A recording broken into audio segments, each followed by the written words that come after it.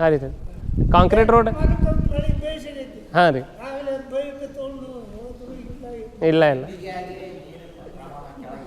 ಹಾಂ ಕರೆಕ್ಟ್.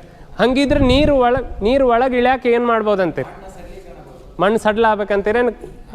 ಸಡ್ಲ ಆಗ್ಬೇಕ್ರಿ, ರೈಟ್. ಮಣ್ಣು ಸಡ್ಲ ಆದ್ರೆ ನೀರು ಬಂತು ಅನ್ಕೋರಿ, ನೀರು ಜೊತೆನೂ ಮಣ್ಣು ಹರಿದು ಹೋಗಂಗಿಲ್ಲ.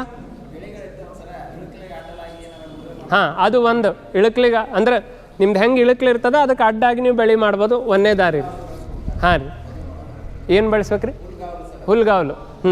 ಹುಲ್ಗಾವಲ ಯಾಕೆ ಬೆಳೆಸ್ಬೇಕಂತೀರಿ? ಹಾಂ ಕರೆಕ್ಟ್.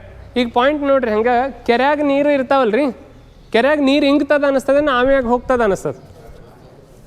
ಇಂಗುದು ಒಮ್ಮೆರೆ ನೋಡಿರಿ ಕೆರೆಯೊಳಗೆ.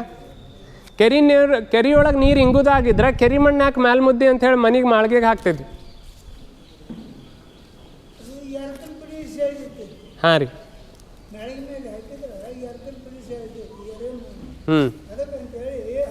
ಹಾಳು ಮಣ್ಣು ಆಗ್ತದೆ. Correct, correct.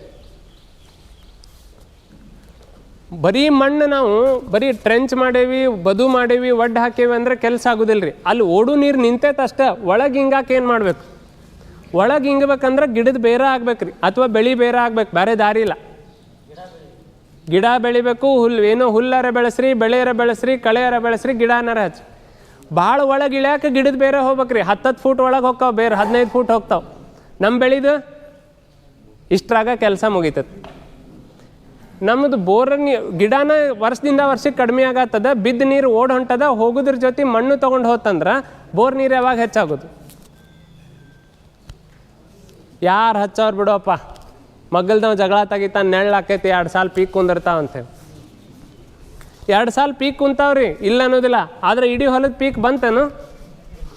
ಹಿಂಗೆ ಮಳೆ ಹೋದ್ರೆ ಏನು ಮಾಡೋರು ಅದು? ಇದು ಒಬ್ರು ಇಬ್ರು ಗುದ್ರಾಡಿದ್ರೆ ಆಗೋದಲ್ರಿ. ಆಮೇಲೆ ಇಲ್ಲಿಂದ ಏನು ಅಣ್ಣ ಹೇಳಾನ ಬಂದಾನ ಕೇಳಕ್ಕೆ ಚಂದ ಅನ್ನಿಸ್ತು, ಮತ್ತೆ ಹೋಗಿಂದ ನಾವು ಮಾಡೋಂಬಾಲೆ ಅವ್ನು JCB ಅವ್ನು ಫೋನ್ ಹಚ್ಚ ಅಂತೇಳಿ ಫೋನ್ ಹಚ್ತೀರಂತ ನನಗೂ ಗ್ಯಾರಂಟಿ ಐತಿ. ಗೇಟ್ ದಾಟೋದಕ್ಕೆ ಮತ್ತು JCB ಅವ್ನು ಫೋನ್ ಹೋಗ್ತೈತಂತೂ ಗೊತ್ತೈತಿ ಗಿಡ ಕಡ್ಯಾಕ.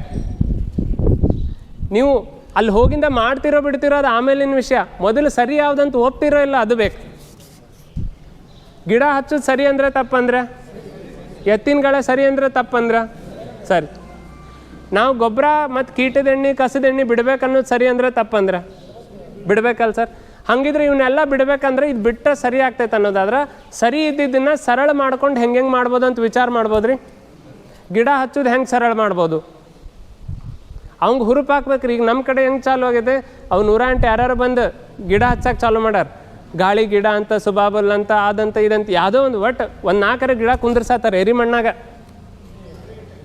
ಎಕರೆಗಟ್ಟಲೆ ಶುರು ಮಾಡ್ಯಾರ. ಯಾಕಂದ್ರೆ ಅಲ್ಪಾವಧಿ ಬೆಳೆ ಮಾಡಕ್ಕೆ ಕುಸ್ತಿ ಹಿಡ್ದನ್. ಅದು ಅದ್ರದ್ದು ದುರುಪಯೋಗ ಅಂದ್ರೆ ದುಷ್ಪರಿಣಾಮ ಐತಿ, ಅದು ಆಮೇಲೆ ಸಿಗ್ತೈತಿ. ಈಗ ಹೇಳಿದ್ರೆ ಯಾರಿಗೂ ಒಳಗೆ ಮನನ ಆಗೋದಿಲ್ಲ. ಅವಂಗೆ ಹವಾ ಹೆಂಗೆ ಹಾಕ್ಬೇಕು? ನೋಡ್ಲಿ ಬದು ಮೇಲೆ ಇಂಥದ್ದು ಕುಂತ್ರ 5 ವರ್ಷಕ್ಕೆ ಹಿಂಗೆ ರೊಕ್ಕ ಬರ್ತೈತಂದು ನೀರು ಹಿಂಗ್ಸೋದೆಲ್ಲ ಹೇಳ್ಬಾರ್ದವ್ರಿಗೆ. ಅದು ಹೇಳಿದ್ರೆ ಕೆಡ್ತೈತೆ ಕೆಲಸ. 5 ವರ್ಷ ಹಚ್ಚಿ ನೀ ಗಿಡ, ನಾ ಈ ಕಡೆ ಹಚ್ತೇನೆ ಈ ಬದುಗ, ಆ ಬದುನ ಆ ಕಡೆ ನೀ ಹಚ್ಕೊ ಅಂತ ಅನ್ಬೇಕು. 5 ವರ್ಷಕ್ಕೆ ಇಬ್ಬರು ಕೂಡ ಮಾರೋಣ ಅನ್ಬೇಕು. 5 ವರ್ಷ ಆದ್ಮೇಲೆ ನೋಡೋಣ ಜೀವಂತಿದ್ರೆ. ಹೌದಿಲ್ರಿ? ಕೆಲಸ ಏನಾಗಬೇಕಾಗಿದೆ? ಗಿಡ ಬರ್ಬೇಕಾಗತ್ತೆ. ಊರಾಗ ಹುರುಪು ಹಚ್ಚಿ ಟ್ರ್ಯಾಕ್ಟರ್ ಬಿಟ್ಟು ಎತ್ತಿಲ್ಲ ಗಳೆ ಮಾಡಿದ ಅಂತ ಅನಿಸ್ಕೋಬೇಕಲ್ಲ ಒಂದು ಸರಿ. ಅವ್ನು ನೋಡಿ ಇನ್ನೊಬ್ಬ ಮೆರಿಬೇಕಲ್ಲ. ಹಂಗಾದಾಗ ದನ ಬರ್ತಾವಂದ್ರಿ, ನಾ ಹಂಗೆ ಟ್ರ್ಯಾಕ್ಟರ್ ಹೊಡ್ಕೊಂತ ಹೋದ್ರೆ ದನ ಬರ್ತಾವಂದ್ರಿ. ಏನು ಅನ್ನಿಸ್ತದೆ ಸಾಹೇಬ್ರ ಸರ್? ದನ ಸಾಕ್ಬೇಕ್ರಿ. ದನಕ್ಕೆ ಆ್ಯಕ್ಚುಲಿ ನಾವು ಬೇಕಂತ ಇಲ್ಲ ಸರ್, ಬೇಕಂದ್ರೆ ಬಿಡಾಡಿ ದನ ಕೇಳ್ರಿ ಹೆಂಗಿರ್ತಾವೆ ನೋಡ್ರಿ. ಹೆಂಗಿರ್ತಾವ್ರಿ ಊರಾಗ ಬಿಟ್ಟು ದನ? ಹಟ್ಟ ಕಟ್ಟ ಏನು ಫುಲ್ ಹಿಂಗೆ ದುಗ್ಸಿದ್ರೆ ಬೀಳುವಂಗೆ ಇರ್ತಾವೆ.